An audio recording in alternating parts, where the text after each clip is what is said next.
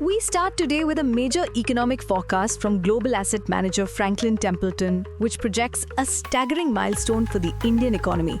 The firm reports that by the end of this year, the number of Indian families earning an annual income of 10 lakh rupees or more is set to hit 10 crore, a massive leap from just 6 crore families in 2013. This 66% growth in the affluent segment in just over a decade signals a profound structural change, moving India from a necessity-driven market to one powered by aspiration and discretionary spending. These 10 crore affluent households will soon account for nearly 40% of the country's total consumption, fueling massive demand for everything from premium cars to high-end electronics. This short summary of this news report reveals India's transformation into an affluence-driven economy.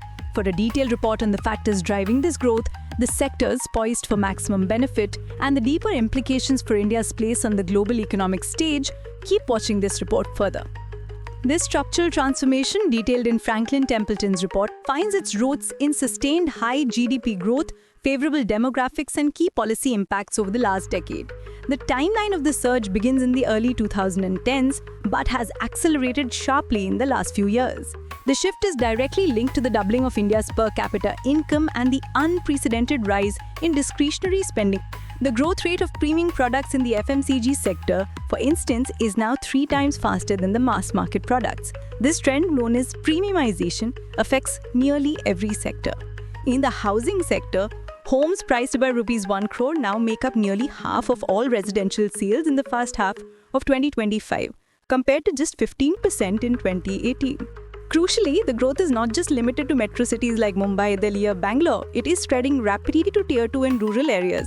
The rural-urban spending gap has narrowed significantly from 84% in 2012 to around 70% in 2024.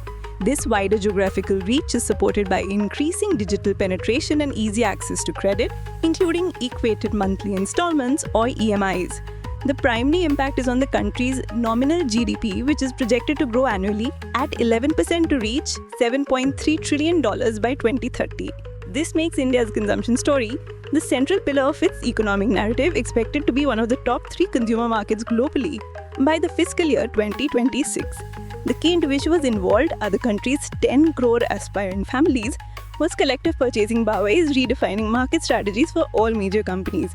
While no police stations or investigating officers are involved in this economic data report, the underlying findings have significant implications for the Reserve Bank of India, RBI, and the Ministry of Finance as they manage inflation and credit flow to maintain stable, inclusive growth.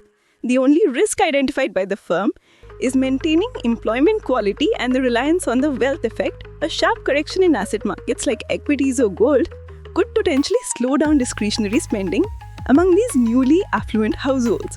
For now, however, the data points to a strong and sustained era of affluence.